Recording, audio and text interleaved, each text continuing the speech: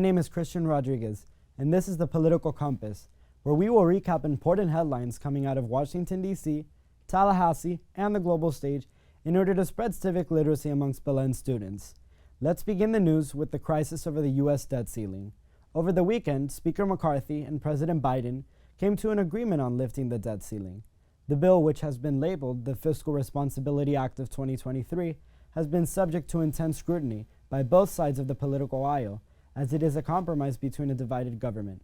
The bill would raise the debt ceiling until early 2025, a 2-year raise. It would make the process of obtaining a federal permit for energy projects easier. It would create new work requirements for entitlements like SNAP, which provide food stamps to low-income Americans, and it would also rescind several $billions of the money appropriated to the IRS in the Inflation Reduction Act passed by Democrats last year. Many House members in the conservative Firebrand Freedom Caucus, like Representative Ralph Norman of South Carolina, announced their opposition to the bill. McCarthy has lost some trust in how this has been handled. We've had messaging bills the last couple of weeks. I like Kevin. He's done a good job to date, but I will tell you, it's an issue that we're very upset about. And you're a firm no? Unless something changes on the bill, absolutely, I'm triple no.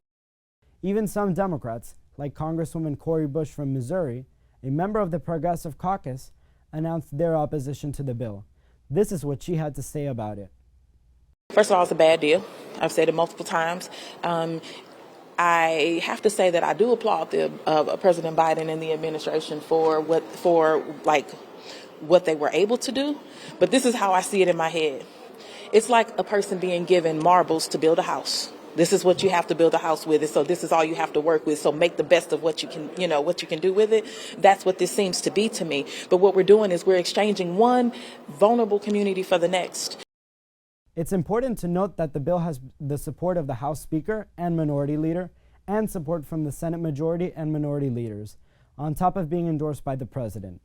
On Wednesday of this week, the bill passed the U.S. House by a vote of 314 in favor and 117 against, in a major test for whether the legislation can make it to President Biden's desk before the June 5th deadline on Monday.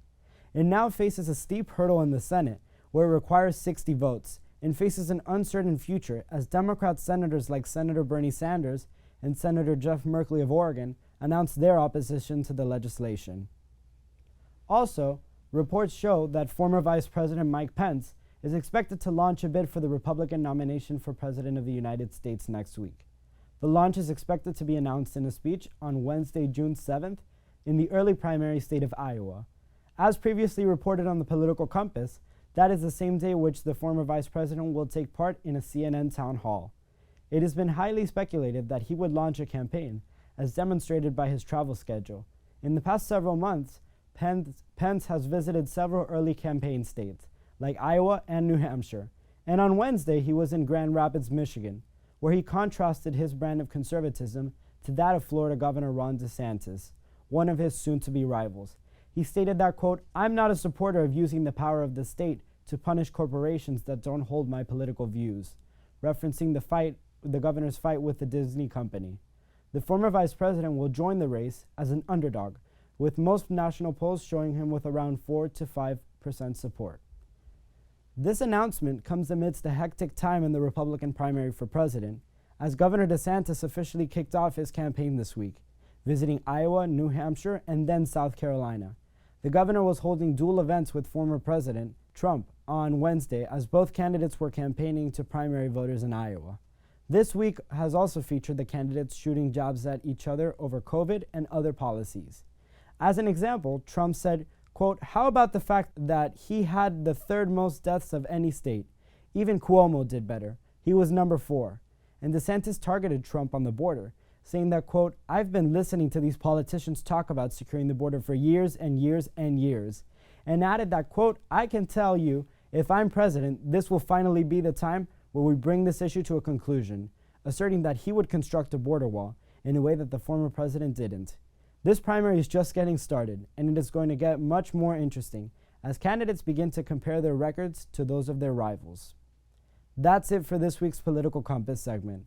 Until next time, when we run down headlines coming out of Washington, D.C., Tallahassee, and the world stage for you. you.